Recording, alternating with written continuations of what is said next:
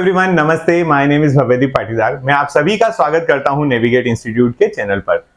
दोस्तों, जैसा कि आपको पता है, हमारा एमपीपीएससी एई 2024-25 का न्यू बैच, जो कि हमारा रिद्धि सिद्धि बैच है, लॉन्च हो चुका है, जिसका आज मैं आपके सामने फर्स्ट लेक्चर लेकर आ रहा हूं। इस लेक्चर में हम लोग मध्य प्रदेश की बेसिक इंफॉर्मेशन, या जिसे आप कहें सामान्य जानकारी के बारे में बात करेंगे और ढेर सारे मिसकंसेप्शंस यहां पर दूर करने वाले हैं। मैं आज आपको इस लेक्चर में कुछ इस तरीके से पढ़ाऊंगा कि आगे की पूरी रूपरेखा हम तैयार कर चुके होंगे। मैं आपको बताने वाला हूं कि हमारा आने वाला जो लेक्चर है, अपकमिंग लेक्चर जो होंगे, उनमें हम लोग किस तरीके से इस सब्जेक्ट को टेकल करने वाले हैं। ठीक है, तो देखिए, सबसे पहली बात तो आज हमारा फर्स्ट लेक्चर होने वाला है। अरे हाँ, बोलिए। ओ, हमारी मिठाई आ चुकी है, प्रसाद आ चुकी है। क्योंकि हमारा रिद्धि सिद्धि बैच है, ये लोग कल मैनेजमेंट टीम हमें बोलती है कि सर मिठाई खा लीजिए, बैच स्टार्ट कर रहे हैं। तो हुआ ये कि मैंने कहा यार, हमारी बैच है रिद्धि सिद्धि, हमारे गजानन महाराज यहाँ पर बैठे हैं, हम श्री गणेश कर रहे हैं और मिठाई खा रहे हैं। मैंने कहा मोतीचूर के लड्डू लाओ, मोदक लाओ। तो फिर आज हमारे लिए मोतीचूर के लड्डू आ चुके हैं। हमारे मैनेजमेंट टीम के मेंबर हैं। आप कैमरे पे आना चाहेंगे? नहीं, बिल्कुल नहीं। चलो, ये प्रसाद सब में बांट दो। अरे नहीं, बस अभी बांट दो, फिर बाद में ले लेंगे, है ना? ठीक, चलिए। तो है ना, श्री गणेश करते हैं, मोतीचूर के लड्डू हो गए हैं। मेरी तरफ से तो मैंने ले लिया है, अब हमारे मेंबर्स को भी डिस्ट्रीब्यूट कर देते हैं और स्टार्ट करते हैं हमारा सेशन। चलिए, तो सबसे पहले मैं यहाँ पर आपको इस लेक्चर में पहले एक रिकैप दूंगा। रिकैप तो नहीं बोलना चाहिए क्योंकि जो प्रीवियस हो जाता है उसका रिकैप होता है, लेकिन मैं आपको एक अपकमिंग बताने वाला हूं। जरा ध्यान से देखो, अपकमिंग क्या है, समझिए। हमारे इस लेक्चर में क्या चीजें इंक्लूड होने वाली हैं, उसके बारे में बात करेंगे। तो जैसा कि आप देख पा रहे हैं, सबसे पहले हम देखेंगे understanding of Madhya Pradesh through map. Map के थ्रू हम समझने की कोशिश करेंगे। हम समझेंगे कि हमारा मध्य प्रदेश जो आज हमें वर्तमान स्थिति में जो दिखाई देता है, वो कैसे पहुंचा या कैसे आया। वर्तमान स्थिति में मध्य प्रदेश कैसा दिखाई देता है, इससे मेरा मतलब है कि हम उसका ज्योग्राफिकल मैप देखने वाले हैं। ठीक है, चलिए, ज्योग्राफिकल और पॉलिटिकल दोनों होते हैं, मैं आपको समझाऊंगा जैसे जैसे पढ़ाते जाऊंगा वैसे। ठीक, तो चलिए, सबसे पहली चीज हमारा पॉइंट ये होगा आज कि हम मैप के थ्रू एमपी को थोड़ा समझें। हमारी क्लासेस दोनों फॉर्म में चलेगी। मैं आपको पूरा कंटेंट भी अवेलेबल करवाऊंगा, प्लस यहां पर मैं आपको मैप के थ्रू पढ़ाने वाला हूं। ज्यादातर चीजें मैं आपको मैप पे बताऊंगा, जिससे आपको एमपीजी के जैसा वास्ट सब्जेक्ट जो है वो बहुत आसानी से याद रह जाए। दूसरी बात, यहां पर आप देखेंगे दो इंपॉर्टेंट हाईलाइटेड पॉइंट है, जिनका कलर मैंने डिफरेंट इसलिए किया है कि इंटरेस्टिंग फैक्ट्स देखना है हमें मध्य प्रदेश में। जो हम मध्य प्रदेश के फैक्ट्स आज भी देखेंगे, कल भी देखेंगे, परसों भी देखेंगे। इट मींस कि हम जितने लेक्चर आने वाले हैं उसमें सभी में मध्य प्रदेश से रिलेटेड इंपॉर्टेंट फैक्ट्स देखने वाले हैं। Then most common doubt associated with Madhya Pradesh public service commission. अब आप जिन लोगों ने थोड़ी बहुत प्रिपरेशन की है उन लोगों को यह बात पता होगी, लेकिन जो लोग बिल्कुल नए हैं, जो एमपीपीएससी की प्रिपरेशन पहली बार स्टार्ट कर रहे हैं, वो किसी न किसी बुक को रेफर करेंगे, किसी सोर्स को रेफर करेंगे, किसी चैनल को रेफर करेंगे, या हमें भी रेफर करेंगे। तो हमारा फर्ज क्या बनता है कि आपको जो डाउटफुल चीजें हैं, जो कहीं ना कहीं आयोग कहीं अलग आंसर कर रहा है, एक्चुअल में आंसर कहीं मिल रहा है, गवर्नमेंट कुछ और आंसर करती है, तो इसमें जो डाउट्स आते हैं वो मैं आज आपको समझाने वाला हूं कि क्या डाउट है, आपको बुक में क्या डेटा मिल सकता है और क्या करेक्ट है यहां पर। ठीक, तो वो बात यहां पर हम करेंगे, जिसमें आज की अगर मैं क्लास की हाईलाइट कहूं आपको, तो हमारी क्लास की हाईलाइट ही इस थर्ड पॉइंट में छुपी हुई है। ठीक, आप इसको देखिए, आपको समझ में आ जाएगा कि हम किस लेवल पर और किस तरीके से एमपीजी के पढ़ा रहे हैं, या कोई भी सब्जेक्ट हमारा चल रहा है। फिर बात करेंगे मल्टीपल कैपिटल्स ऑफ मध्य प्रदेश। मध्य प्रदेश में आप डिफरेंट 10 टाइप की कैपिटल देखेंगे, 10-11 तरह की मध्य प्रदेश में आपको कैपिटल्स मिल जाएंगी। फिर मल्टीपल गंगा ऑफ मध्य प्रदेश, 4-5 तरह की मध्य प्रदेश की गंगाएं बोली जाती हैं, हम उनको देखेंगे। गंगाएं से मेरा मतलब कि मध्य प्रदेश में एक्चुअल में तो गंगा है नहीं, तो मध्य प्रदेश में किसी रिवर को तो गंगा कहा गया होगा, तो वो 4-5 अलग अलग गंगा बनेगी, वो भी हम अपकमिंग देखेंगे। फिर लिखा है मल्टीपल गांधीज ऑफ मध्य प्रदेश। मध्य प्रदेश में कई सारे गांधी भी हैं, है ना, अलग अलग उपनाम वाले गांधी हैं, उनके बारे में भी इस लेक्चर में हम चर्चा करने वाले हैं। तो चलिए शुरू करते हैं। सबसे पहले तो हम मैप के थ्रू समझते हैं। उसमें भी मैप में आप पहले ये समझें, ऐसा मैप में क्या है कि हमें मैप के थ्रू समझना पड़ रहा है। तो पहली चीज, मैं मध्य प्रदेश आपको 3 तरीके से बताता हूं। हम सबसे पहले बात करेंगे, यहां पर हम बोल रहे हैं बिफोर 1947। कब बात कर रहे हैं? बिफोर 1947 की, ठीक है। 1947 मतलब इंडिपेंडेंस के पहले की क्या स्थिति रही, मैप की स्थिति, है ना। फिर हम यहां पे बात करने वाले हैं कि हमारा 1947 से लगाकर अगर हम बात करें 1956 तक, 1956, अच्छा 1956 कुछ बच्चे जानते होंगे और कुछ नहीं जानते, उनके लिए पहला क्वेश्चन आज की क्लास का कि मध्य प्रदेश की स्थापना जो है या मध्य प्रदेश का गठन जो है वो 1956 में किया गया था, 1 नवंबर, ठीक। तो वहां तक हम देखेंगे।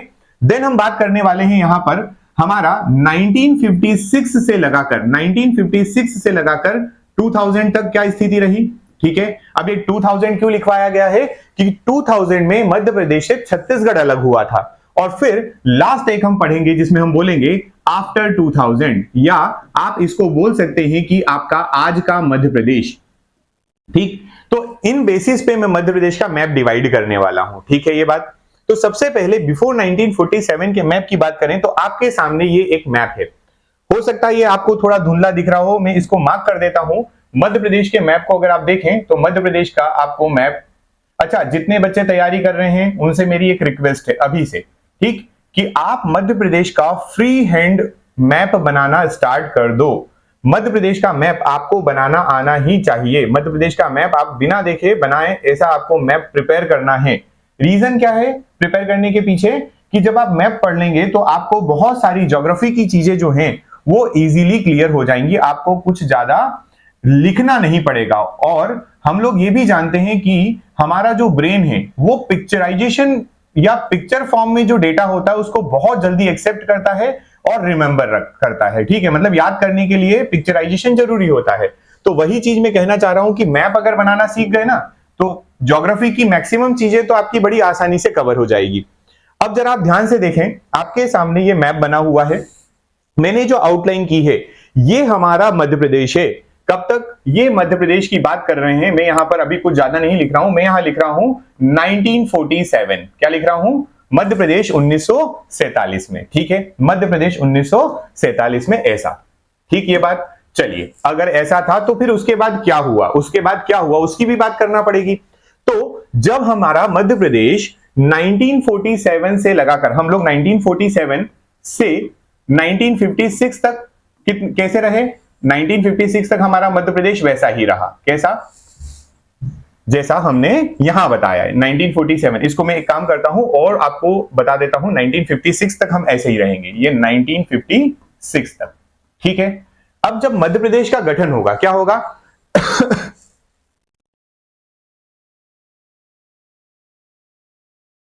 1956 में क्या करना है? 1956 में मध्य प्रदेश का गठन होगा।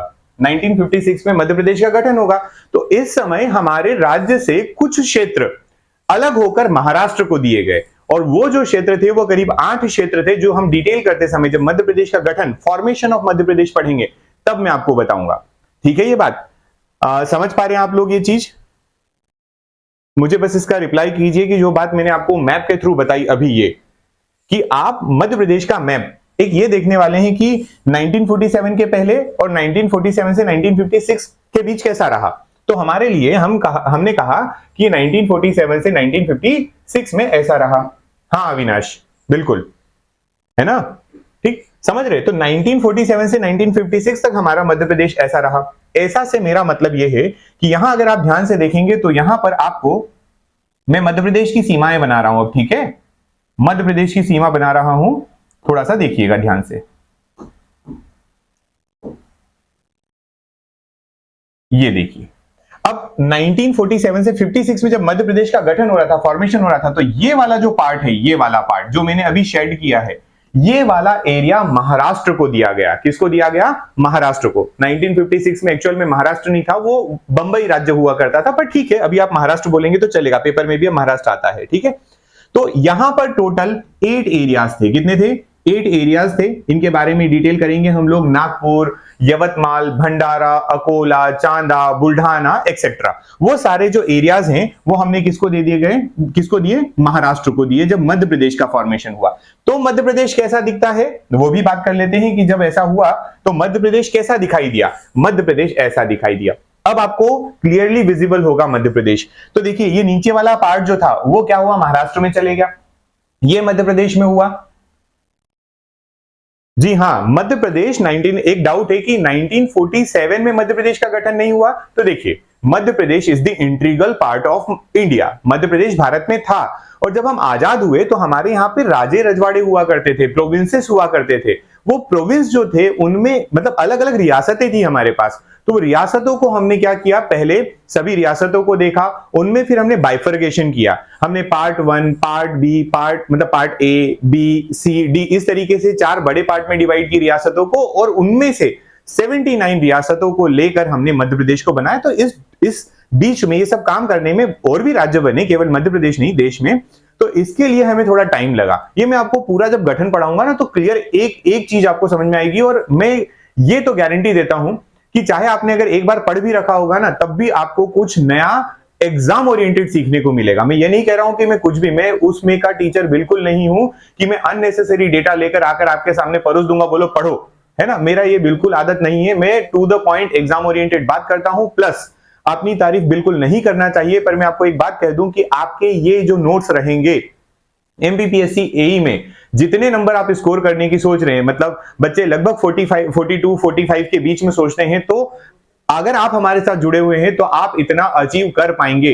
देखो, हमारा काम है पढ़ाना, मेहनत करना आपका काम है। मैं फिर से कह रहा हूं, मेहनत आपको करना पड़ेगी। ये नहीं कि मैंने पढ़ा दिया और सर आपने तो बोला था लाइव क्लास में कि आप इतने तक अचीव कर सकते हैं, तो कैसे अचीव करें, हमारे तो नहीं आए। आपको पढ़ना पड़ेगा, इसमें कोई डाउट नहीं है। मेहनत आपकी है, क्रेडिट भी आपको मिलेगा, चलो कोई बात नहीं। लेकिन हमारा कंटेंट उसी टारगेट को लेकर चलता है, एग्जाम ओरिएंटेड होता है, टू द पॉइंट बात, ठीक है। तो फालतू की बातें नहीं, जो पढ़ोगे वो पेपर में आने वाली बात होगी, अदरवाइज वो स्किप होगी। अदरवाइज पढ़ते रहिए, 10 महीने तक एमपीजी के खत्म नहीं होने वाला है। छोटी छोटी चीजें कुरेद कुरेद कर निकाल दी जाएगी। तो ऐसा नहीं होता है। एमपीपीएससी अपना स्टैंडर्ड रखता है, सेकंड ग्रेड ऑफिसर बनाने जा रहा है, तो आप ये मजाक नहीं समझेंगे इसको, है ना, कि बस कुछ भी क्वेश्चन पूछ लेगा। पटवारी का एग्जाम नहीं है भाई साहब, ठीक है। चलो, तो अभी हम बात करने वाले हैं 1956 की, कि 1956 में क्या हुआ। 1956 में मध्य प्रदेश का फॉर्मेशन हुआ। तो मध्य प्रदेश हमें ऐसा दिखाई दिया। ये 1956 से लगाकर, ये चीज जो है ये 1956 से लगाकर हमारे पास 2000 तक चलती रही। कहां तक चलती रही? 2000 तक। क्लियर है ये बात? 1956 से 2000 तक हमारा मैप ऐसा ही रहा। तो आप कहेंगे अच्छा ठीक है, फिर 2000 के बाद क्या हो गया? तो वहां पर भी एक चीज आई, और 2000 के बाद ये आया कि जो यहां पर पार्ट छत्तीसगढ़ एडेड था, यहां पर जो छत्तीसगढ़ एडेड था, वो छत्तीसगढ़ को हमने अलग करके एक नया राज्य बना दिया। और हमारे पास आज की डेट में इसलिए मैं लिख रहा हूं कि ये हमारा आज का मध्य प्रदेश है, ये टुडेज मध्य प्रदेश है। और ये जो न्यू फॉर्मेशन हुआ है, ये जो नया मध्य प्रदेश आपको दिखाई दे रहा है, ये कब बना है? तो आप यहां कहेंगे आफ्टर 2000। 2000 में जब हमने छत्तीसगढ़ को अलग किया तो हमारा मध्य प्रदेश हमें ऐसा दिखाई दे रहा था। ठीक है, ये बात क्लियर है? कुछ समझ में आया है ना? पहले हमने क्या किया, आजादी के बाद का जो हमारा मध्य प्रदेश है उसमें से हमने 1956 में गठन के समय महाराष्ट्र को 8 अलग अलग क्षेत्र दे दिए, एरियाज दे दिए। देन उसके बाद हमने 2000 में जब छत्तीसगढ़ अलग किया तो छत्तीसगढ़ को हमने यहां से पार्ट हटा दिया। ये बातें आपको मैं क्लियर बताऊंगा कि कितने जिले दिए गए थे, कितने संभाग दिए गए थे, डिवीजन और डिस्ट्रिक्ट का क्या डिस्ट्रीब्यूशन, वो अपन पूरा अलग से पढ़ेंगे जब अपन मध्य प्रदेश में डिस्ट्रिक्ट्स पढ़ रहे होंगे, ठीक है। बट मैं थोड़ा बेसिक और भी बता देता हूं, मतलब मेरा मन है कि आपको ये बात जानना होगी। जैसे एक मैं आपको बिल्कुल बेसिक क्वेश्चन पूछ रहा हूं कि मध्य प्रदेश में निर्वर्तमान कितने जिले हैं अभी एट प्रेजेंट? जल्दी आंसर करिए मुझे कमेंट बॉक्स में। तो मध्य प्रदेश में कितने जिले हैं? मध्य प्रदेश में कितने जिले हैं? 53, 55, 55, 55, 52। देखिए ये जो 52 और 53 वाले जो हैं, है ना, ये थोड़ा सा ध्यान दें, ये बहुत पुराना डेटा हो गया है। आप 5 साल पहले की बात कर रहे हैं, ठीक है। मतलब ये तो 6 साल पहले अपडेट हो चुका था 52। तो 53 आपने थोड़ा कोशिश की, अच्छी बात है, लेकिन हाँ बाकी लोगों का 55 आंसर है, वेरी गुड। 55 डिस्ट्रिक्ट्स हैं मध्य प्रदेश में। अच्छा, डिवीजन मतलब जिनको संभाग बोला जाता है वो बताइए, संभाग कितने हैं? हाँ ठीक है, 10, वेरी गुड, ठीक है। तो बात करते हैं थोड़ा सा, यहां पर हम मेंशन करेंगे कि कहां कहां पर। तो मेरे हिसाब से तो डिस्ट्रिक्ट की अगर अपन बात करें ना थोड़ा सा, तो एट प्रेजेंट हमारे पास टोटल कितने डिस्ट्रिक्ट्स हैं? तो हमारे पास 55 जिले हैं, ठीक है, 55 जिले हैं। और 55 जिले में आप याद रखें कि ये किस में डिवाइडेड है, तो वो हमारे पास 10 डिवीजन है। संभाग की अगर अपन बात करते हैं तो कितने संभाग हैं, तो हमारे पास 10 संभाग हैं और 55 जिले हैं। क्लियर है ये बात, है ना? ये आपको थोड़ा सा ध्यान रखना है। आपको हिंट करूं क्या मैं थोड़ा सा जिले और इनके बारे में? बोलिए, आप कमेंट करेंगे तो मैं आंसर कर देता हूं। कर दीजिए। देखो सुनो, आपको क्या याद रखना है मैं बताता हूं। एक तो पहले आपको यहां अलीराजपुर कितना दिखाई दे रहा है वो ठीक है, बट आप अभी लोकेशन देख ले, मैं आपको पूरा मैप याद करवाऊंगा, डोंट वरी। अलीराजपुर जो है ये मध्य प्रदेश का 49th डिस्ट्रिक्ट है, 49वां जिला है, ठीक है। ये 49वां जिला था मध्य प्रदेश का, जो कि 2008 में बना था। कब बना था? 2008 में। 49 नंबर का। और यहां आप देख पा रहे हैं सिंगरौली, ये सिंगरौली जो है ये मध्य प्रदेश का 50वां जिला था, ठीक है। ये भी कब बना? 2008। जब हम लोग इसको डिटेल करेंगे तब मैं आपको इसकी डेट तक याद रखने को कहूंगा, तब की बात होगी, ठीक है। ये 50वां जिला बना। फिर क्या आया? तो फिर आया आगर मालवा, फिर आता है आगर मालवा। आगर मालवा कब बना? तो वो बना, अब याद रखने का तरीका देखो, जब चुनाव आने की कोशिश होगी तब हमारे नए जिले का फॉर्मेशन होता है। मेरा तो थोड़ा यही तरीका है, तो 5 साल में चुनाव आते हैं, तो 2013।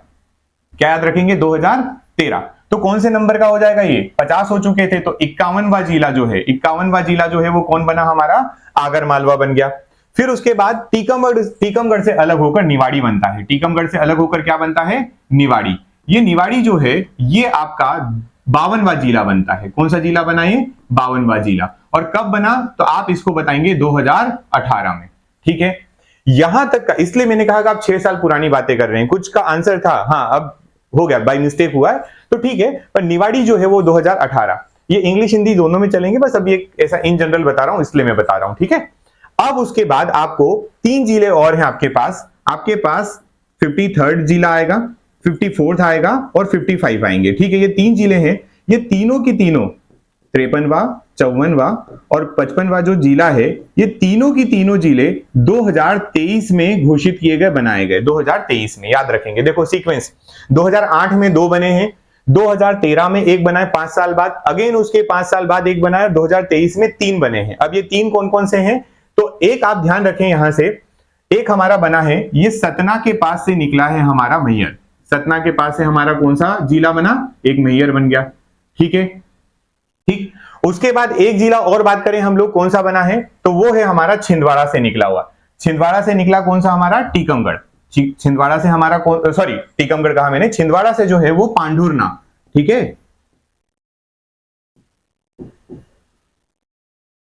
क्लियर है ये बात, है ना?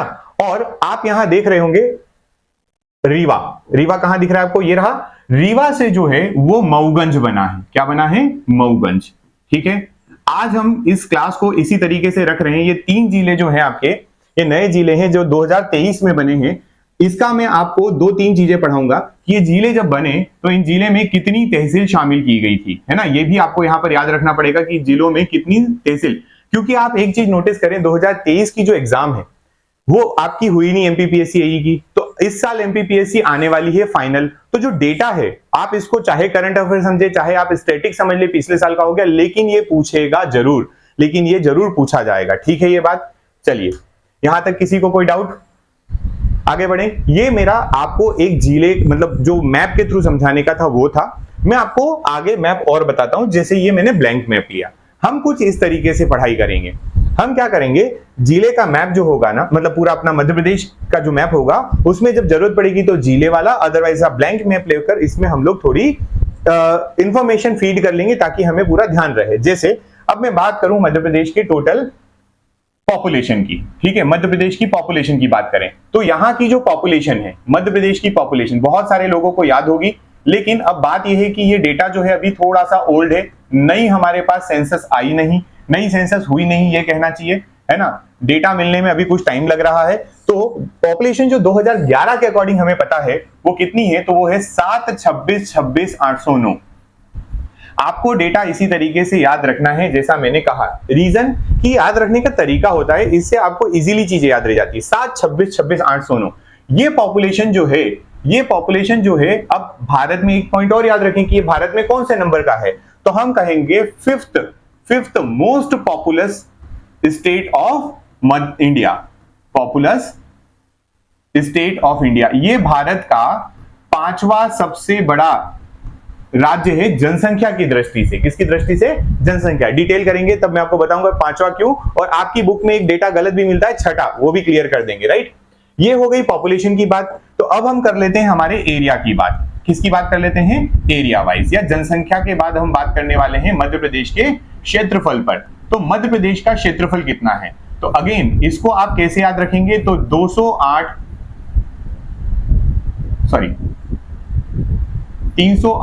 252, ठीक है क्या? है ना, 208 352 स्क्वायर किलोमीटर, ऐसे याद रखें। अब बात आती है कि एरिया वाइज मध्य प्रदेश कौन सा राज्य है। तो याद रखना यहां पर कि ये जो एरिया वाइज अगर हम देखेंगे तो ये सेकंड लार्जेस्ट स्टेट है अपना, ये second largest state of India है। क्लियर है? इससे ऊपर कौन है? तो इससे ऊपर राजस्थान है, ठीक है। भारत का दूसरा सबसे बड़ा राज्य जनसंख्या की दृष्टि से, सॉरी आपका क्षेत्रफल की दृष्टि से मध्य प्रदेश है, ठीक। याद रहेगी ये चीज। तो ऐसे हम मैप में मेंशन करने वाले हैं बातें, क्लियर। और बात करें थोड़ी सी कि मध्य प्रदेश जो है, अब इसका ईस्ट वेस्ट नॉर्थ साउथ देखें तो ये वाला पोर्शन जो है, ये वाला पार्ट जो है वो ईस्ट वाला कहलाएगा, पूर्वी। ये वाला आपका वेस्टर्न है, ये आपका नॉर्थ मध्य प्रदेश की कैटेगरी में आएगा ऊपर, और यहां पर पहुंच जाएगा साउथ, ठीक है। तो आप अब सबसे ईस्ट में कौन सा जिला है उसकी बात कर ले, सबसे वेस्ट में कौन सा है, नॉर्थ में कौन सा है और साउथ में कौन सा है। तो अभी आपने थोड़ी देर पहले देखा यहां पर आपको मिल रहा है सिंगरौली। कौन मिल रहा है? सिंगरौली। सिंगरौली मध्य प्रदेश का सबसे पूर्वी जिला है। इसको यहां पे मैं लिख रहा हूं eastern most district of Madhya प्रदेश, ठीक है। वैसे ही आपको अगर पश्चिम का बताना हो तो यहां पर आपको मिलने वाला है अलीराजपुर। कौन मिलेगा? अलीराजपुर। तो ये अलीराजपुर जो है ये वेस्टर्न मोस्ट जिला है। फिर हम बात करें नॉर्थ में तो यहां पर आपको मिलने वाला है मुरैना। कौन मिलेगा?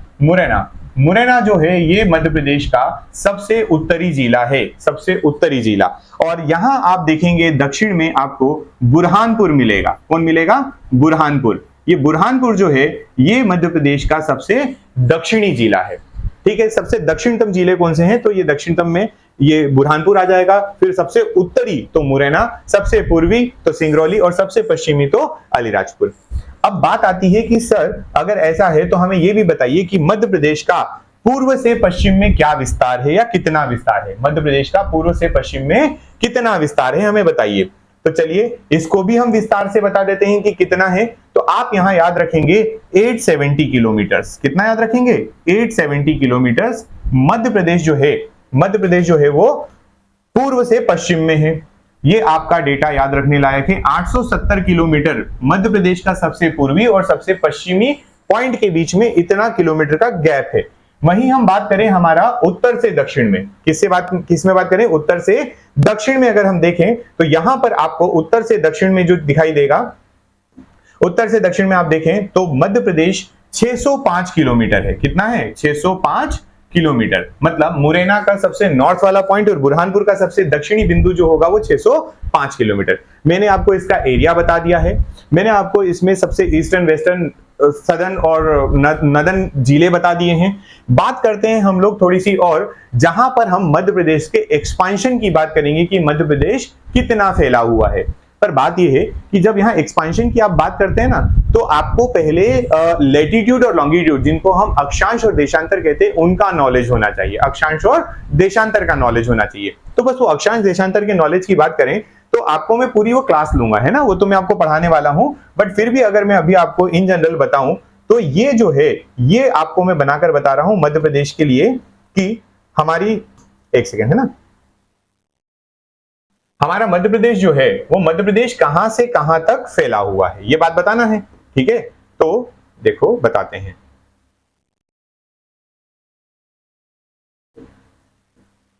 ठीक, अब जब हम बात कर रहे हैं तो हमें यहां पर अक्षांश देशांतर के टर्म में बताना पड़ेगा। तो थोड़ा सा जिन बच्चों को नहीं पता है कोई बात नहीं, पेशेंस रखें, मैं पूरा अक्षांश देशांतर पढ़ाऊंगा तब आपको और बताऊंगा। लेकिन फिर भी ये है 21 डिग्री 6 मिनट, ठीक है, नॉर्थ लैटिट्यूड से लगाकर, नॉर्थ लैटिट्यूड कहते हैं इसको, मतलब उत्तरी अक्षांश, ठीक है, से लगाकर 26 डिग्री 30 मिनट नॉर्थ लैटिट्यूड। ठीक है, वहीं हम बात करें हमारा पूर्व में या पश्चिम में, है ना, ये हमारा ये यहां भी नॉर्थ लिख दिया, यहां पर भी नॉर्थ लिख दिया, कोई कंफ्यूज नहीं होगा। अगला लेक्चर आ रहा है उसमें सारी बातें क्लियर हो जाएंगी, सारी चीजें क्लियर हो जाएंगी कि नॉर्थ ही क्यों। ठीक है, तो यहां आएगा 74 डिग्री 9 मिनट्स। इसको हम कहते हैं ईस्ट लॉन्गिट्यूड। इसको क्या कहते हैं? East longitude. इसको हिंदी में कहेंगे पूर्वी देशांतर। इसको क्या कहते हैं? पूर्वी देशांतर। ठीक है, वहीं पर आप अगर हमारे इस साइड देखेंगे जहां सिंगरौली है, तो यहां पर आएगा 8248 डिग्री। कितना आएगा? 8248 डिग्री। और इसको आप क्या कहेंगे? तो ये होगा हमारा ईस्ट लॉन्गिट्यूड। ठीक है, ये कहलाता है मध्य प्रदेश का एक्सपांशन। ये क्या कहलाता है? एक्सपांशन ऑफ मध्य प्रदेश। ठीक है, ध्यान रखें, एक्सपांशन ऑफ मध्य प्रदेश, मध्य प्रदेश का विस्तार, जिसको मैं विस्तार से फिर बताऊंगा, है ना। और क्योंकि ये इतना इंपॉर्टेंट क्यों है वो भी मैं बता ही देता हूं आज आपको। ये इसलिए इतना इंपॉर्टेंट है कि मध्य प्रदेश में जब आप जलवायु वगैरह पढ़ेंगे, है ना, देखो मध्य प्रदेश में जब जलवायु वगैरह पढ़ेंगे ना, तो इसका बहुत काम पड़ने वाला है वहां पर, बहुत बहुत ज्यादा इंपॉर्टेंट हो जाएगा ये। ठीक है, चलिए और आगे बढ़ते हैं थोड़ा सा। अब देखो हमारे पास हमने क्या देख लिया? East, west, north, south. अब हम थोड़ा सा ना नेबर स्टेट के बारे में देख लेते हैं। किनके बारे में देख लेते हैं? नेबर स्टेट, हमारे जो पड़ोसी राज्य हैं, है ना, उनके बारे में भी तो बातें करना जरूरी है थोड़ी सी। ठीक है, अभी मैं आपको केवल एक जनरल हिंट दे रहा हूं पड़ोसी राज्यों की। उसके बाद जब मैं आपको और आगे पढ़ाऊंगा तो मैं ये भी बताऊंगा कि अभी हमारी क्या स्थिति है, और जब हम आपका जो छत्तीसगढ़ था, जब छत्तीसगढ़ से विभाजन नहीं हुआ था उसके पहले हमारी क्या स्थिति थी। ये दोनों बातों पर हम लोग चर्चा आगे करेंगे। अभी केवल आप ये देखिए। देखो अभी बात अगर पूछा जाए नंबर में, कभी भी अगर इजी क्वेश्चन आएगा तो वो ये बोल देगा कि बताइए मध्य प्रदेश के कितने पड़ोसी राज्य हैं, तो आप आंसर उनको डायरेक्ट बताएंगे और वो मध्य प्रदेश के पड़ोसी राज्य आपके ये हैं। ठीक है, अब वो कौन कौन से हैं तो देखिए, एक यहां पर आपको मिलने वाला है राजस्थान। यहां कौन मिलेगा? राजस्थान। ठीक है, राजस्थान तो यहां भी मिलेगा और राजस्थान आपको यहां भी दिखाई देगा। ठीक है, वहीं हम बात करें तो यहां पर आपको दिखाई देगा यूपी। कौन दिखेगा? यूपी। ये यहां पर आपका यूपी आ जाएगा। ये सब किसका एरिया चलता रहेगा? यूपी का एरिया चलता रहेगा। इस साइड आप बात करें तो अभी हमने थोड़ी देर पहले पढ़ा कि यहां से छत्तीसगढ़ अलग हुआ है। कौन अलग हुआ है? छत्तीसगढ़। मध्य प्रदेश से छत्तीसगढ़ अलग हुआ, तो वो छत्तीसगढ़ का पार्ट। और नीचे अगर आप देखें तो यहाँ के 8 क्षेत्र देकर हमने महाराष्ट्र में शामिल किए थे, तो ये महाराष्ट्र होगा। तो राजस्थान, यूपी, छत्तीसगढ़, महाराष्ट्र। अब एक बच गया जो छोटा सा यहाँ आता है हमारा पड़ोसी गुजरात, जहां से हमारे मोदी अंकल जी हैं। ठीक है, मोदी अंकल मतलब आपके माननीय प्रधानमंत्री जो है वो गुजरात से हैं। ठीक है, क्लियर है ये बात। तो हमारे जो 5, हम इसको ज्यादा बेटर होगा ऐसे ही रखें। अभी ज्यादा इसको डिटेल जब करेंगे तो मैं आपको बाउंड्री बताऊंगा। मैं आपको बताऊंगा कि यूपी कितने जिलों से टच करता है अपनी बाउंड्री, हमारा मध्य प्रदेश यूपी के कितने जिलों से टच करता है, मध्य प्रदेश के ऐसे कौन से जिले हैं जो यूपी के साथ सीमा बनाते हैं, या मध्य प्रदेश के ऐसे कौन से जिले हैं जो यूपी और राजस्थान दोनों के साथ सीमा बनाते हैं। तो there are a lot of questions, है ना, अलग अलग तरीके के, जो आपके कंफ्यूजन के भी हैं। मैं तो क्लियर बोलता हूं, यहाँ बच्चे इतने कंफ्यूज होते हैं, कैंडिडेट बोलूं मैं ज्यादा बेटर होगा, है ना। तो करेंगे एक एक करके क्लियर। ठीक है, यहां तक बात। चलिए थोड़ा और आगे बढ़ाते हैं अपना लेक्चर। अब हमारे पास है मध्य प्रदेश के कुछ इंटरेस्टिंग फैक्ट्स। ठीक है, पढ़ते पढ़ते पेपर में आता है इसलिए ज्यादा इंपॉर्टेंट है। अब देखिए एक एक करके स्टार्ट करते हैं इंटरेस्टिंग फैक्ट्स की हमारी इस स्लाइड में क्या क्या मेंशन किया है। तो पहले नंबर पे आप देखें हमारे पास लिखा है जंगल बुक। क्या लिखा है? जंगल बुक। आई थिंक आप लोगों ने इसका नाम जरूर सुना होगा। जंगल बुक का नाम आपने जरूर सुना होगा। क्या है ये जंगल बुक? तो जंगल बुक एक व्यक्ति द्वारा लिखित पुस्तक है जो कि इंटरनेशनल लेवल पर फेमस है ना। जो मोगली वाली कहानी आपने सुनी है, ठीक, तो ये जंगल बुक किसने लिखी थी? तो आप याद रखें, ये मैंने यहां पर एक पिक्चर उसका लिया है ना। इसको लिखा था रुडयार्ड किपलिंग ने। किसने लिखा था? Rudyard Kipling. ठीक है, रुडयार्ड किपलिंग जो थे उन्होंने इसको लिखा था। अब ये मध्य प्रदेश से रिलेटेड कैसे हुई और क्यों इतनी इंपॉर्टेंट है? तो भाई साहब इसको जो है रुडयार्ड किपलिंग ने कहां पर बैठ के लिखा था? तो written in Pench tiger reserve. कहां पर बैठे थे वो उस समय, मतलब कहां पे थे? कहां से लिखी गई, किसको बेस बनाया उन्होंने, किसको देखा, तो मध्य प्रदेश का जो पेंच टाइगर रिजर्व है, जिसको आप बोलेंगे पेंच बाघ संरक्षण का जो आपका केंद्र है, वहां पर ये लिखी गई थी। ठीक है, क्या आ गई बात समझ में? तो इसलिए बहुत इंपॉर्टेंट होती है। और दूसरी एक इसके ऊपर मूवी बन चुकी है और ये वर्ल्ड वाइड बहुत फेमस है। वहीं हम इंटरेस्टिंग फैक्ट्स में अगर अगली बात करें तो हमारे पास है बैलेंसिंग रॉक। क्या है हमारे पास? Balancing rock. अब ये बैलेंसिंग रॉक क्या है सर? तो अगर आप में से जो ये वीडियो जबलपुर साइड से, कटनी साइड से देख रहे होंगे, वो बात ये जानते होंगे कि उनके यहां पर जबलपुर में, कहां पर?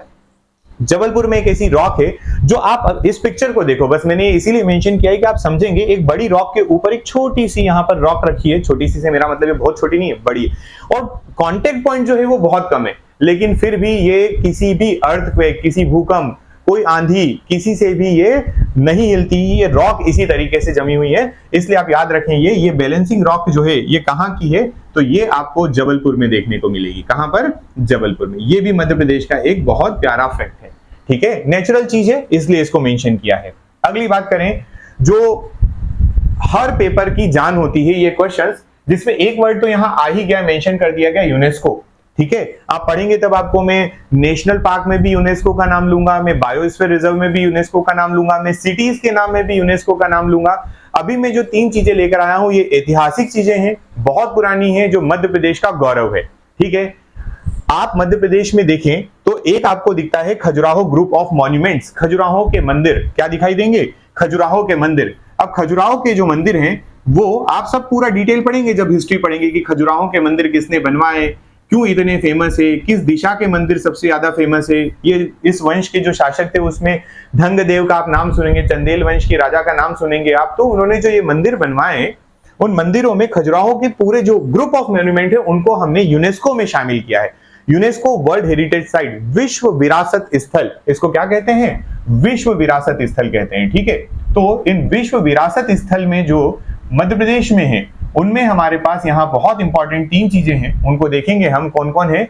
तो एक हुआ हमारा खजुराहो के मंदिर, और याद रखें ये जो है ये 1986 में शामिल हुए थे हमारे यूनेस्को की सूची में। याद रखें खजुराहो के जो मंदिर हैं ये 1986 में आपकी यूनेस्को की साइट में या लिस्ट में शामिल हो चुके थे। वही बात करें हम सांची के स्तूप की, तो सांची का स्तूप एक याद रखें ये कहां है? तो ये रायसेन में है। कहां है ये? रायसेन में।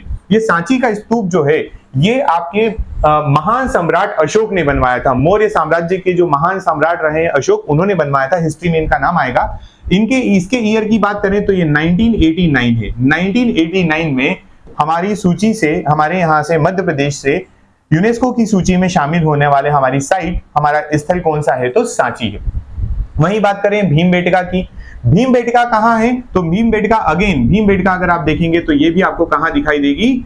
ओबेदुल्लागंज। एक्चुअल में आपको एमपीपीएससी का क्वेश्चन ही बता देता हूं मैं, है ना। इसके लिए बोला गया है कि भीमबेटका की गुफाएं किसके पास थी? तो आप याद रखें ओबेदुल्लागंज। ठीक है, ओबेदुल्लागंज याद रखेंगे, जगह का नाम याद रखें, क्योंकि प्रीवियस ईयर में पेपर में ये क्वेश्चन है और फिर से आने के चांसेस बन रहे हैं। ठीक, तो ये 2003 का डेटा है। 2003 में शामिल किया गया था हमारे मध्य प्रदेश की साइट, जो कि विश्व विरासत सूची में। ठीक है, क्लियर है ये बात? कितना क्लियर कि याद रखें डायरेक्ट डेटा। ठीक, आगे बढ़ते हैं। इंटरेस्टिंग फैक्ट में हमारे पास है मंगलनाथ टेम्पल। ठीक है, माता भुवनेश्वरी देवी यानी कि हमारी पृथ्वी माता के गर्भ से जन्म लेने वाला एक ग्रह, जिसको आप मंगल ग्रह कहते हैं। ठीक, अगर आप में से कोई उज्जैन के मंगलनाथ मंदिर गए होंगे तो आप ये बात जानते होंगे कि मंगलनाथ मंदिर जो है वहां पर एक देवी का मंदिर है, माता भुवनेश्वरी। उनके वहां पर ये डेटा लिखा हुआ है कि माता भुवनेश्वरी यानी कि पृथ्वी माता से मंगल ग्रह का जन्म हुआ है। तो याद रखें मंगलनाथ मंदिर कहां पर है? मंगलनाथ का मंदिर जो है वो उज्जैन में है। ठीक है, और यही क्या है? तो इसके बारे में एक और पॉइंट याद रखें कि मंगल ग्रह की जन्म स्थली, मंगल ग्रह का उद्गम कहां से हुआ? तो यहां से हुआ। ठीक है, क्या बात ये बोलिए? मंगल ग्रह की जन्म स्थली जो है वही आपका मंगलनाथ। आगे बढ़े, अब बात करते हैं मुमताज महल की डेथ की। ये इंटरेस्टिंग कैसे हुआ? तो इंटरेस्टिंग ऐसे हुआ कि मुमताज महल जब याद आई तो याद आए शाहजहां, है ना। कौन याद आए? शाहजहां याद आए। और शाहजहां जब याद आए तो याद आया दोनों को मिलाकर ताजमहल। ठीक है, क्या याद आया? ताजमहल याद आया। ठीक है, अब ताजमहल में ऐसा क्या, क्यों ताजमहल याद कर रहे हैं? ये तो यूपी में पड़ता है। ठीक, हम इसलिए याद रख रहे हैं कि ये है आपका मुमताज महल का मकबरा, है ना। मुमताज महल को बरी किया गया था पहली बार, शी वॉज बरीड हियर, मतलब उनकी जो कब्र है, मुमताज की जो पहली कब्र है, मुमताज महल की डेथ कहां हुई, मुमताज महल जो है, मुमताज की कब्र लिख देता हूं मैं डायरेक्ट, उनकी डेथ जो है वो हुई थी असीरगढ़ के किले में। कहां हुई थी? असीरगढ़ का किला। असीरगढ़ का किला कहां है? असीरगढ़ का किला है बुरहानपुर में, असीरगढ़, ठीक है। कहां पर? बुरहानपुर में, ठीक है। तो पहली बार उनको जो दफनाया गया था वो दफनाया गया था कहां पर? इसी किले में, ये उनकी कब्र बनाई गई। लेकिन शाहजहां वापस गए, उसने ताजमहल का निर्माण करवाया, फिर यहां से मुमताज की कब्र को ले जाकर ताजमहल में दफनाया, ठीक है। चलिए आगे बढ़ते हैं कुछ और इंटरेस्टिंग फैक्ट में। जैसे हमारे पास यहाँ 2 पॉइंट्स लिखे हुए हैं, एक रिवर्स लिखा है और एक लॉर्ड कृष्णा। याद रखें, मध्य प्रदेश एक ऐसा राज्य है जिसके पास एक नहीं 2 ऐसी नदियां हैं जो कि पश्चिम दिशा में प्रवाहित होती है, ठीक है। मैं कहूं इवन 3 ऐसी नदियां हैं जो पश्चिम दिशा में प्रवाहित होती है। बाकी किसी राज्य की नदियां थोड़ी बड़ी नदियां है ना, ऐसी बात नहीं कि मतलब छोटी नदी, सर 10 किलोमीटर की नदी है मेरी, वो पश्चिम दिशा में प्रवाहित हो रही है, सर वेस्टर्न फ्लोइंग है उसके, आपने तो बोला था कि हमारे राज्य में नहीं होगा। ऐसे लड़ने नहीं लग जाना है। बात हम मेजर रिवर की करते हैं। जब मेजर रिवर की बात आती है तो उनमें देश की, मैं मध्य प्रदेश की नहीं कह रहा हूं, मैं देश की नदियों की बात कर रहा हूं। उसमें से अच्छा, भारत की नदियां हो या मध्य प्रदेश की नदियां हो, ज्यादातर नदियों का जो फ्लो है, डायरेक्शन है, वो पूर्व दिशा की तरफ है, ईस्टर्न फ्लोइंग है। लेकिन मध्य प्रदेश के पास 3 ऐसी नदियां हैं जो वेस्टर्न डायरेक्शन में फ्लो होती है, और भारत में बड़ी नदियों में और किसी राज्य के पास इतनी नदियां नहीं है। तो रिवर में ऐसी क्या चीज इंपॉर्टेंट है? तो रिवर में मैं यहां मेंशन करूंगा कि रिवर में हमारे पास 3 ऐसी नदियां हैं, ठीक है। 3 मेजर रिवर्स, ठीक है, मेजर रिवर्स, ठीक, flowing western direction, flowing western, flowing in west direction, ऐसा लिख देते हैं, फ्लोइंग इन वेस्ट डायरेक्शन, ठीक है।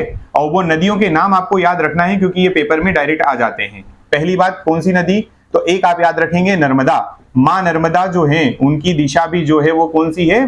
पूर्व से पश्चिम की तरफ। दूसरी याद रखें तो सूर्यपुत्री, ताप्ती, हमारी सूर्यपुत्री, ताप्ती या तापी दोनों नाम इसी के हैं। और तीसरी हमारी माही नदी, माही नदी बहुत इंपॉर्टेंट है ना, अभी नाम आ रहा है इसका। ये तीनों नदियां जो है ये वेस्टर्न डायरेक्शन में फ्लो हो रही है, मोस्ट इंपॉर्टेंट बात, ठीक। अब अगली बात क्या है? School of Lord Krishna. याद रखें, हमारे लॉर्ड कृष्णा है ना, बाल गोपाल हमारे, है ना, छोटे कहां पढ़ के गए हैं? तो ये पढ़ के गए हैं उज्जैन में। इनकी स्कूल कहां है? उज्जैन में है। उज्जैन में भी कहां पर? कौन सी जगह का नाम? तो याद रखें, सांदीपनी आश्रम। क्या याद रखेंगे? सांदीपनी आश्रम एक जगह है जो जहां पर हमारे लॉर्ड कृष्णा की पढ़ाई हुई। और लॉर्ड कृष्णा को यहीं पर, एक्चुअल में लॉर्ड कृष्णा के साथ में हमारे उनके छोटे भाई, सॉरी बड़े भाई बलदाऊ जी भी थे। और यहीं पर लॉर्ड कृष्णा की जो है वो दोस्ती होती है अपने परम सखा, परम मित्र, किनके साथ? मुझे कमेंट बॉक्स में बताइए कि किनके साथ इनकी यहां पर दोस्ती होती है, ठीक है। कौन मिलते हैं उनको यहां पर? अरे बहुत बढ़िया, बहुत बढ़िया, सुदामा जी ना, ठीक है। चलिए बढ़े आगे, ये हमारे कुछ फैक्ट्स थे। अब इन फैक्ट्स के बाद सबसे इंपॉर्टेंट, जिसके लिए आप लोगों ने लगभग 30 से 40 मिनट इंतजार किया है, आइए बात करने वाले हैं हम लोग most common doubts associated with MPPSC, ठीक है। क्या डाउट्स हैं, क्या प्रॉब्लम है, कहां हमें प्रॉब्लम आती है और कहां एमपीपीएससी प्रॉब्लम क्रिएट करता है। हर बार हमें नहीं आती, एमपीपीएससी भी अड़ियल चीज है, ठीक है। चलो आओ देखो, सबसे पहला highest waterfall in Madhya Pradesh. अब आप कहेंगे इसमें कौन सी बड़ी बात है, हाईएस्ट वाटरफॉल पूछ रहे, लगाइए चचाई, लगाइए चचाई, आगे आंसर बढ़िए, है ना। होगा ऐसा? मे भी हो भी सकता है और नहीं भी हो सकता है। अब ऐसा क्यों? मध्य प्रदेश पब्लिक सर्विस कमीशन जब क्वेश्चन पूछता है तो वो अपना सबसे हाईएस्ट वाटरफॉल चचाई मानता है, क्योंकि वो ऑप्शन में जो सबसे हाईएस्ट है उसको देता ही नहीं है। अब ये क्या बात हुई? तो हाँ, थोड़ा सा ध्यान से पेशेंस के साथ सुनिए। जगह का नाम सेम है, रीवा। जगह क्या है? रीवा। रीवा में 2 वाटरफॉल है। कितने वाटरफॉल है? मतलब ऐसे तो ज्यादा है पर जिनकी बात हमें यहां करना है। एक है चचाई, एक कौन है? चचाई, ठीक। अब ये चचाई क्या है? तो चचाई वाटरफॉल है, 130 मीटर इसकी हाइट, 130 मीटर का है ये, ठीक है। दूसरा वाटरफॉल कौन है? तो वो है बहुटी। क्या नाम है? बहुटी। बहुटी वाटरफॉल है, ठीक है। ये कहां है? तो आपने कहा कि ये भी कहां है? ये भी रीवा में है। कितना? 198 मीटर्स। कहां से आ गया डेटा? तो आप अपने ऑफिशियल वेबसाइट जो रीवा की है वहां जाकर इसको चेक कर सकते हैं कि Bahuti is the highest waterfall of Madhya Pradesh, 198 metre की इसकी हाइट है। बात करें चचाई की, तो चचाई जो है ये कौन सी रिवर पर है, तो याद रखना ये बीहड़ पर है। किस पर है ये? बीहड़ रिवर, ठीक है, बीहड़ रिवर पर है, ठीक है, और इसकी हाइट भी याद रखें। वहीं हम बहुटी की जब बात करते हैं, किसकी बात करें? बहुटी की, तो ये सेलार रिवर पर है। किस पर है ये? सेलार रिवर, ठीक है, ये सेलार रिवर का नाम याद रखें। आपका बहुटी जो है वो सेलार पर है। दोनों कहां मिलेंगे? तो दोनों आपको रीवा में मिलने वाले हैं, ठीक है। ये बात कोई समस्या तो नहीं यहां तक, है ना? ठीक है, चलिए ये पहला आपका मैंने डाउट क्लियर कर दिया है। अकॉर्डिंग टू एमपीपीएससी आंसर करेंगे। अगेन हम लोग भी अड़ियल नहीं है, है ना? कंफ्यूजन जिसको हो वो हो, हम दोनों चीजें पिक्चराइज करके रखेंगे, क्लियर कट रखेंगे कि भाई साहब एक्चुअल में ये है, पर ऑप्शन में ये आ ही नहीं रहा है। जब ऑप्शन डिजाइन किए तो उसमें चचाई दिया, बहुटी दिया नहीं, तो फिर चचाई को मानना पड़ा, राइट। चलिए अगला क्या डाउट है? Geographical centre of India. Geographical centre of India, अगर आप यहां पढ़ पा रहे होंगे, थोड़ा बहुत अगर पढ़ पा रहे हैं, ज्यादा नहीं, तो मैं दो बातें करूंगा, है ना। एक मैं बात करने वाला हूं रियल, एक मैं बात करने वाला हूं रियल, ठीक है, रियलिटी बोल दें इसको, ज्यादा बेटर होगा। और दूसरी मैं बात करने वाला हूं फ्रॉम ब्रिटिश टाइम। मैं यहां क्या कह रहा हूं? फ्रॉम ब्रिटिश टाइम हम कुछ देखते हैं, ठीक। क्या देखना चाहते हैं, क्या बताना चाहते हैं सर? तो रियलिटी ये है कि मध्य प्रदेश के आप कटनी, कहां जाइए? कटनी जाइए। कटनी जिला जो है इसमें एक जगह है जिसका नाम है करौंदी। क्या नाम है उसका? करौंदी, ठीक है। ये करौंदी जो है it is considered as the geographical centre of India. इसको हम लोग मध्य भारत का जो है वो भौगोलिक केंद्र मानते हैं। क्या मानते हैं? भौगोलिक केंद्र, समझ गए? ज्योग्राफिकल सेंटर का मतलब क्या होता है? तो भौगोलिक केंद्र होता है। तो भौगोलिक केंद्र किसको माना जाता है? तो वो माना जाता है हमारे यहाँ का मध्य प्रदेश की कटनी जिले में स्थित एक जगह जिसका नाम करौंदी है। याद रहेगा, देखना हो तो ये यहाँ लिखा है, कटनी डिस्ट्रिक्ट है ना। धीमर खेड़ा इस दी तहसील, ठीक है। विलेज की बात करें तो मनोहर गांव, और ये आपके ज्योग्राफिकल सेंटर के पास, अच्छा करौंदी भी है, मनोहर गांव भी नाम दिया, वहीं पास, ठीक है। चलिए वहीं दूसरा, ब्रिटिश टाइम में ऐसा क्या हुआ? तो यार देखो, ब्रिटिश टाइम में ना जब सर्वे हुआ एक बार 1907 के समथिंग सर्वे है, एग्जैक्ट उस पे जाना नहीं है, तो इन लोगों ने जो इंडिया का जो सेंटर निकाला वो नागपुर निकाला। क्या निकाला? नागपुर। अब बात यह है कि ऐसा क्यों हुआ? तो 1947 में मध्य प्रदेश के अलावा या भारत के अलावा बांग्लादेश, पाकिस्तान ये भी तो शामिल थे। तो हो सकता है कि कुछ कंडीशन रही हो और वो रहा हो कि ऐसा कुछ है, तो इसको ब्रिटिश टाइम का ज्योग्राफिकल सेंटर बोला जाता है, जिसको जीरो पॉइंट भी कहा जाता है। इसको क्या बोलते हैं? जीरो पॉइंट भी कहते हैं, ठीक है। जीरो पॉइंट का नाम आएगा तब नागपुर जरूर होगा, 100% श्योरिटी है ये। लेकिन अगर बात आती है कि क्वेश्चन आएगा तो वो जनरली अपने मध्य प्रदेश से क्वेश्चन पूछेगा एमपीपीएससी, तो आपको वहां पर ये रियलिटी याद रखना है, जो कि कटनी डिस्ट्रिक्ट का करौंदी है, ठीक है ये बात। चलिए और आगे बढ़ते हैं। अगला विक्रम संवत, विक्रम कैलेंडर। ये जो चीज है ये ऐसी है कि हर कोई नहीं बताएगा। मैं ईमानदारी से कहता हूं कि ये आपको हर कोई नहीं बताएगा ये, लेकिन हिस्ट्री में लिखा है। अब देखो, सभी लोग बोलते हैं कि विक्रम कैलेंडर जो है ये राजा विक्रमादित्य, या हम कहें किंग विक्रमादित्य ने शुरू किया। किसने शुरू किया? किंग विक्रमादित्य। इसमें कोई दो राय नहीं है। ये किसका स्टार्ट किया हुआ है? किंग विक्रमादित्य का शुरू किया हुआ है। अब विक्रमादित्य जी की बात करें हम लोग, तो विक्रमादित्य जो है वो दो, वैसे तो भारत के इतिहास में 17 हुए हैं। कितने हुए हैं? 17 हुए हैं, ठीक। लेकिन हम बात करें कि अभी की जो बात करें कि विक्रमादित्य, कौन से वाले विक्रमादित्य? तो ये हैं हमारे गुप्ता पीरियड वाले। कौन से वाले? गुप्ता पीरियड वाले। मैं ये वो बात कर रहा हूं जो लोग बात करते हैं, ठीक है। क्या बोलते हैं? गुप्ता पीरियड में एक विक्रमादित्य हुए, आप जानते भी होंगे, चंद्रगुप्त टू। क्या नाम था उनका? चंद्रगुप्त टू नाम था। ये चंद्रगुप्त टू जो थे उन्होंने उपाधि ली हुई थी किसकी? विक्रमादित्य की। और इन्होंने क्या किया? यह विक्रम संवत कब शुरू हुआ था या क्यों हुआ था, तो उसकी दो तीन बातें थोड़ी सी मेंशन कर दी जाए यहाँ पर कि ये 57 बीसी में शुरू हुआ था। अभी मैं आपको इतिहास पढ़ाऊंगा तो ये भी समझाऊंगा कि ये बीसी वगैरह का क्या मामला होता है, ठीक है। ये कब हुआ था? तो 57 बीसी में हुआ था, 57 बीसी, ठीक। अच्छा, इसका फर्स्ट डे जो है ना वो अभी निकला 2 नवंबर, जिसके दिन आप लोगों ने न्यू ईयर सेलिब्रेट किया, पड़वा सेलिब्रेट किया। गुजरात, महाराष्ट्र, ऐसे कुछ राज्यों में ये ज्यादा मनाया जाता है। ये जो विक्रम संवत है इसके बारे में और एक एडिशनल चीज याद रखें, फर्स्ट डे कब मनाते हैं? तो जिस दिन गोवर्धन पूजा होती है ना, गोवर्धन पूजा करते हैं, पड़वा जिसको कहते हैं हिंदी में, मैं लिख देता हूं पड़वा पर्व, है ना, याद रखें ये पड़वा पर्व के दिन, इस दिन क्या करते हैं? गोवर्धन पूजा करते हैं। ये फर्स्ट डे है दिवाली के जस्ट बाद, दिवाली के अगले दिन, दिवाली के अगले दिन, ठीक है। अरे बोलिए, समझ में आ रहा है? यहां तक की स्टोरी क्लियर है आपको? अभी मैं आपको बेसिक इंफॉर्मेशन, मध्य प्रदेश में जो मिसकंसेप्शन, मध्य प्रदेश में जो गलतियां एमपीजी के बुक में गलत लिखा है, किसी सोर्स पे अलग बता रहे हैं, तो मैं वो चीजें क्लियर कर रहा हूं।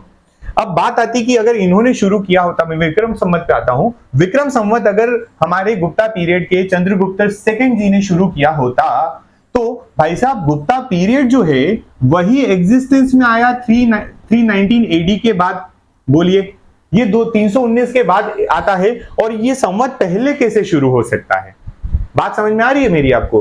कि मैं कह रहा हूं कि ये 319 एडी में अगर हुआ, जो गुप्ता पीरियड जो एग्जिस्टेंस आया, इसका इंडिपेंडेंस आई 319 में, तो ये फिर 57 बीसी में विक्रमादित्य कैसे आ सकते हैं? तो याद रखना कि मध्य प्रदेश में एक और विक्रमादित्य हुए हैं, जिनका मैं आपको हिस्ट्री में डिटेल करवाऊंगा पूरा, कि वो जो थे उन्होंने यहां पर मध्य प्रदेश, एक पूरा वंश है वो, ठीक है। उनकी बात, ये सस्पेंस है आप लोगों के लिए, ठीक। अच्छा, किसी को अगर पता हो तो मैं अभी ऑप्शन दे देता हूं, मेरा सस्पेंस में ओपन भी कर दूंगा, अगर किसी को पता है तो आंसर कर दे, ठीक है। किसी भी बच्चे को, अभी लाइव क्लास में जितने बच्चे एडेड हैं, मैं आपको ओपन चैलेंज तो नहीं बोलूंगा, अच्छी बात है अगर आपको पता है, तो चैलेंज वाली बात नहीं, आपके मेरे बीच में कोई बात ईगो पे नहीं आएगी। अगर कोई चीज आपको नहीं आती, आप मुझसे फ्री होकर पूछिए, मुझे जो पूछना होगा वो मैं पूछूंगा, ठीक है। यहाँ पर कोई नॉलेज चेक नहीं कर रहा हूं मैं, बस कि आप क्या ये इंटरेस्टिंग फैक्ट जानते हैं, क्या ये मिसकंसेप्शन जानते हैं, क्या ये कंफ्यूजिंग पॉइंट आप जानते हैं, क्या ये डाउट आपको पता था, तो उसके लिए बोल रहा हूं, ठीक।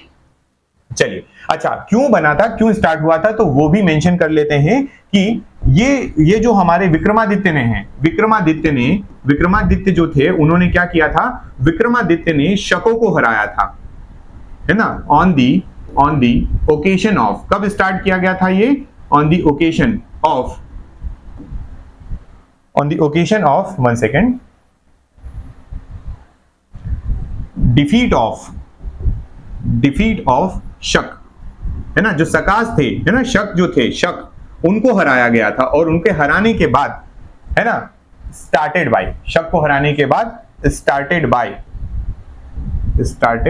बाय, किसने स्टार्ट किया था? ये कैलेंडर स्टार्ट किया था विक्रमादित्य ने, ठीक है। इनके बारे में अपन पूरी, देखो बहुत सारे लोग बोल रहे हैं, बेसब्री से इंतजार भी है, ठीक है, मैं बताऊंगा, बिल्कुल बताऊंगा, है ना, ठीक। कमेंट कर सकते हैं आप लोग। ये क्लास YouTube पर भी जा रही है ना, YouTube पर भी ये क्लास रहेगी, तो आप वहां पर भी, आप अगर कोई देख रहा है तो मुझे आंसर करें कि ये कौन विक्रमादित्य थे जिन्होंने ये आपका कैलेंडर स्टार्ट किया था, राइट। बढ़ते हैं आगे। नेक्स्ट, ग्राम न्यायालय, विलेज कोड, ये जो है, इसमें भी बड़ा कंफ्यूजन है। किस बात का कंफ्यूजन है, तो वो बताता हूं, वन सेकेंड, है ना। देखो, मध्य प्रदेश में एक जगह है जो आपको याद रखना है, नीमच का झातला गांव। क्या याद रखोगे आप? नीमच का एक गांव है, नीमच का झातला गांव, ठीक है। ये जो है, ये मध्य प्रदेश का ये जो है पहला ग्राम न्यायालय है, फर्स्ट विलेज कोड, फर्स्ट ग्राम न्यायालय, ठीक है, राज्य में। लेकिन फिर आप जब पढ़ते हैं तो आपको भोपाल के बेरसिया में भी मिल जाता है, भोपाल के बेरसिया में भी मिल जाता है।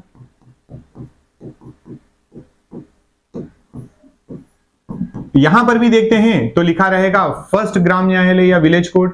तो ये क्या कंफ्यूजन वाली बात है, ये क्या चीज हुई जो आपको कंफ्यूज कर रही है? तो भाई साहब ध्यान रखें कि मध्य प्रदेश ने ग्राम न्यायालय की जब स्थापना की अपने एक्ट के थ्रू, तो वो पहले ही कर चुका था, कहां पर? झातला गांव में, ठीक।